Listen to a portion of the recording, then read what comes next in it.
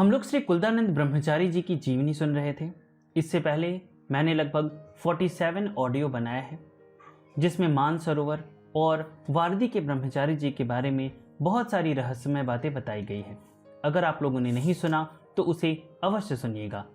Description में playlist का link दिया गया है।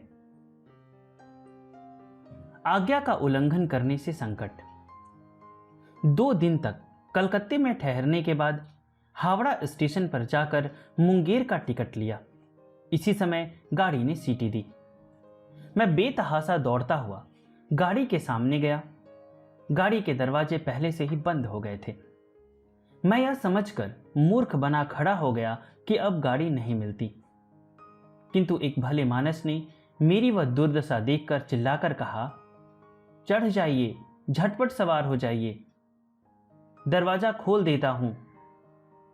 मैं चलती हुई गाड़ी में उछलकर झटपट सवार हो गया। 12 बजे रात को मुंगेर पहुंचा। वहां एके में बैठकर मंझले दादा के डेरे को रवाना हुआ। मैं उन लोगों के लिए बता देना चाहता हूं, जैसे घोड़ा गाड़ी होता है ना, उसको इक्का कहा जाता है, तो यहां पे उसी का जिक्र है, क्योंकि जैसा कि आप लोगों को पता है कि ये बहुत पहले की बात है, तो उस समय घोड़ा गाड़ी ही अधिकतर वाहन के रूप में यहाँ पे वहाँ पे यूज़ होता था, इसीलिए यहाँ पे घोड़ा गाड़ी के बारे में ही लिखा गया है। पहुंचने पर मालूम हुआ कि मंझले दादा ने मकान बदल लिया है। शहर में 1 घंटे तक घूमने पर भी जब मंझले दादा के नए मकान का कुछ भी पता मुझे ना मिला, तब इक्के वाले ने चिढ़कर मुझे रास्ते में एक जगह जबरदस्ती उतार दिया। मैंने उसे भाड़े का 1 पैसा तक नहीं दिया। मैं गठरी पोठरी और बिछौना आदि लिए बड़े रास्ते के ऊपर उस अंधेरी रात में कोई आध घंटे तक एक जगह बैठा रहा। पीछे स्मरण हुआ कि यदि गुरुदेव की बात मानकर मैं कलकत्ता में एक ही दिन ठहरकर चला आता तो इस झंझट से बच जाता। मंझले दादा उसी पुराने मकान में मिल जाते। जो हो। रात के 2 बजे विपन्न होकर मैं गुरुदेव का स्मरण करने लगा। उनकी अपार कृपा के गुण से या आकस्मिक घटना के कारण हो, इस समय एक मनुष्य ने आकर मुझसे कहा, क्या है बाबू, यहां क्यों बैठे हो, कुली चाहिए? मैंने मंझले दादा का नाम बताकर और उनका परिचय देकर कहा, हमें उनके यहां पहुंचा सकोगे? मजदूर ने कहा, हम बाबू को पहचानते हैं, चलिए। इसके बाद मैं उसके पीछे पीछे चलकर मंझले दादा के घर पहुंचा। मजदूर को पैसे देते समय देखा कि रुपयों की थैली गायब है। छाती के पास लगे कोट के पॉकेट में कुछ रुपए थे। उसके ऊपर 2 कोट और रहने पर भी थैली किस तरह खो गई, यह समझ में ना आया। सोचा कि इक्के वाले को बहुत सताया था, इस कारण गुरुदेव ने ही कृपा करके यह दंड दिया है। सारे रास्ते में एक अन्य शक्ति का खेल हो गया। यह देखकर गोस्वामी जी के ऊपर मेरा चित्त और अधिक आकृष्ट हो गया। छोटी छोटी घटनाओं के भीतर होकर नाना प्रकार की अवस्थाओं में डालकर जिस तरह वे अपने चरणों की ओर इस चित्त को खींच रहे हैं, उसका ख्याल करके मैं दंग हो गया। संत महात्मा इसीलिए कहते हैं कि आपने जिनसे दीक्षा लिया है, जो आपके गुरु हैं, उनको भगवान स्वरूप ही मानना चाहिए।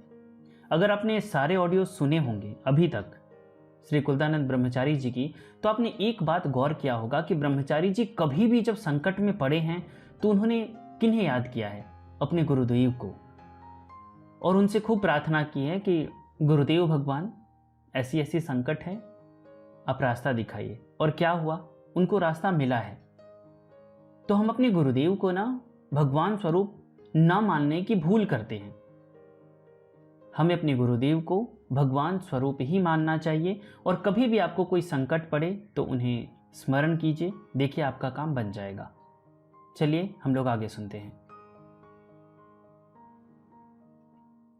प्रथम स्वप्न, कष्ट हारिणी के घाट से सटे हुए गुप्त मार्ग का रहस्य। कल तीसरे पहर मंझले दादा मुझे कष्ट हरिणी के घाट पर ले गए थे। आंखों से देखे बिना मैं कल्पना भी ना कर सकता था कि गंगा जी पर ऐसा सुंदर स्थान है। घाट मानो गंगा जी के बीच में ही है। घाट के सामने और दाहिनी बाईं ओर कलकल शब्द करता हुआ निर्मल जल वेग से बह रहा है। विशाल गंगा जी के उस पार केवल काले मेघ की तरह पहाड़ों की कतार दिख पड़ती है। घाट पर बैठने से ऐसा अच्छा लगा कि वहीं पर रात बिता देने की इच्छा हुई। स्नेह के कारण मंझले दादा ने मुझे वहां रात को रहने की अनुमति नहीं दी। रात को 9 बजे के लगभग हम लोग डेरे पर पहुंचे। रात के पिछले पहर स्वप्न देखा। दिन डूबने पर कष्टहारिणी घाट पर गया हूं। ऊपर से देखा कि घाट के पास मुद्दत का एक पुराना पक्का रास्ता गंगा जी के भीतर होकर मानो कहीं को गया है। नदी के नीचे होकर रास्ता है। उसके भीतर जाने को बड़ा ही कौतूहल हुआ। मैं धीरे धीरे उस रास्ते पर आगे बढ़ा। कुछ दूर आगे जाने पर अंधेरे के कारण कुछ भी ना दिख पड़ा। वहां पर चंद्र सूर्य का उजाला भी नहीं पहुंचा। अब मैं हाथ में मसाल लेकर आगे बढ़ा। रास्ता बहुत ही दुर्गम है।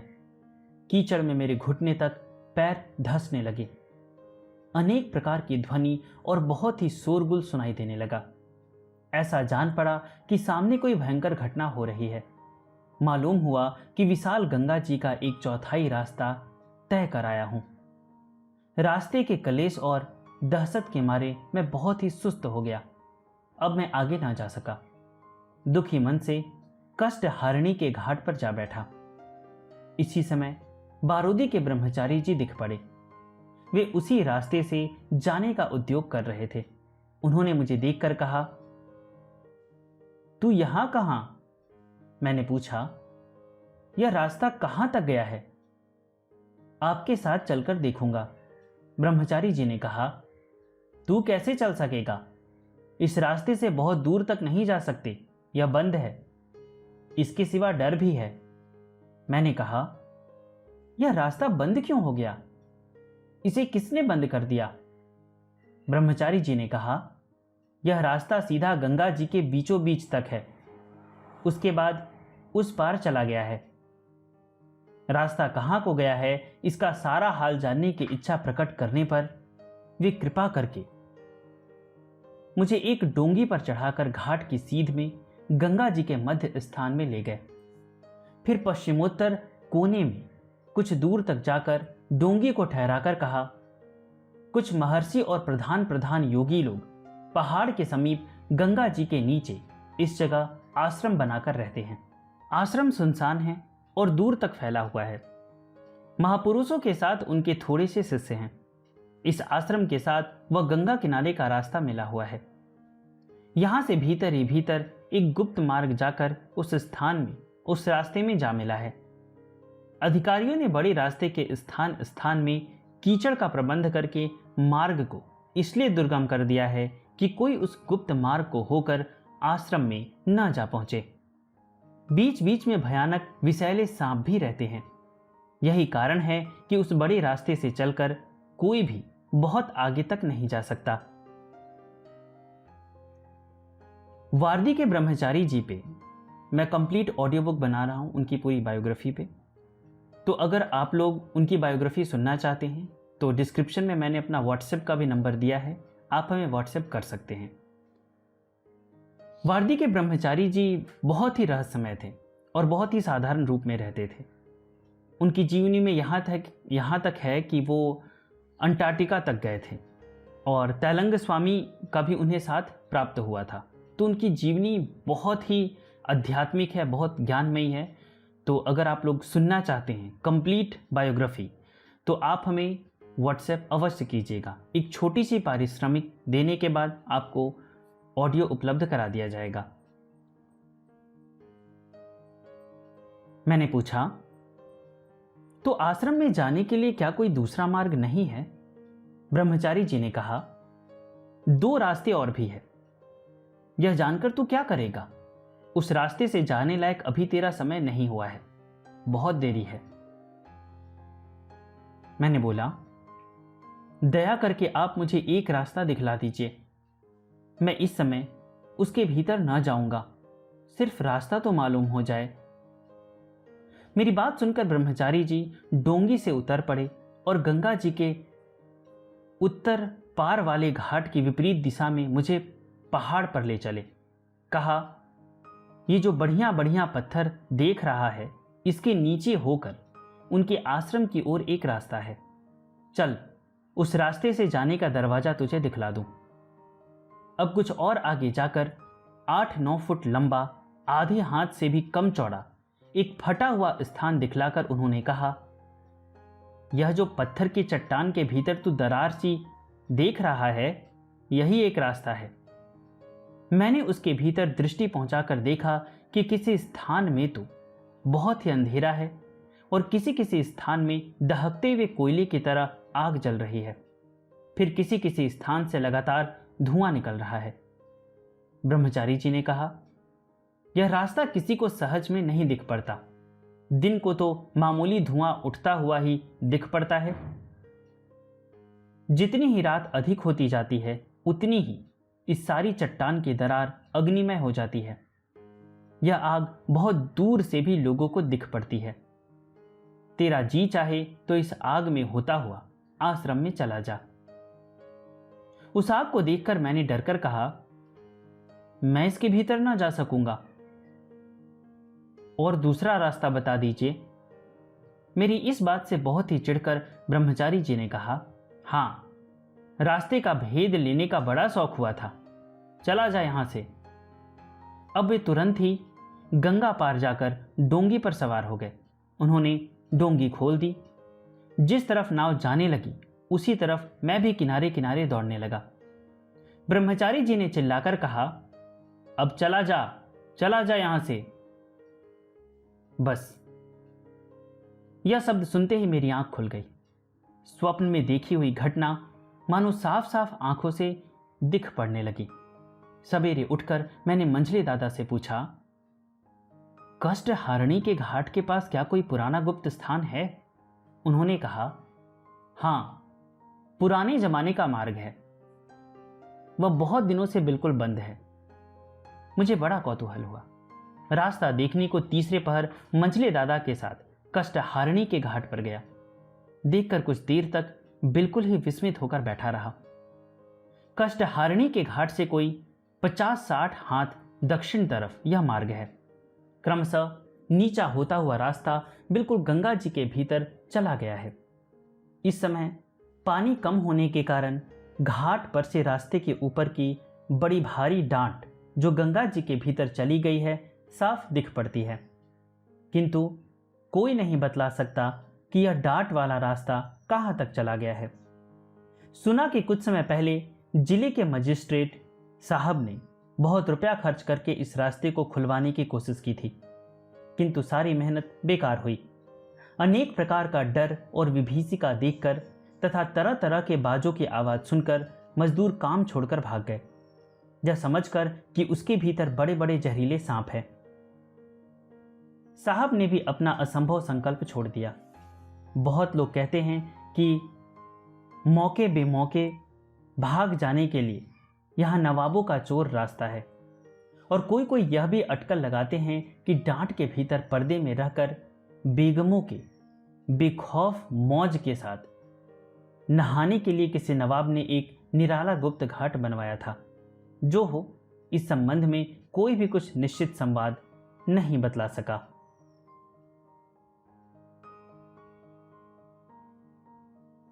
अगर आप लोगों ने तैलंग स्वामी की पूरी जीवनी सुनी होगी तो उसमें भी एक घटना आती है।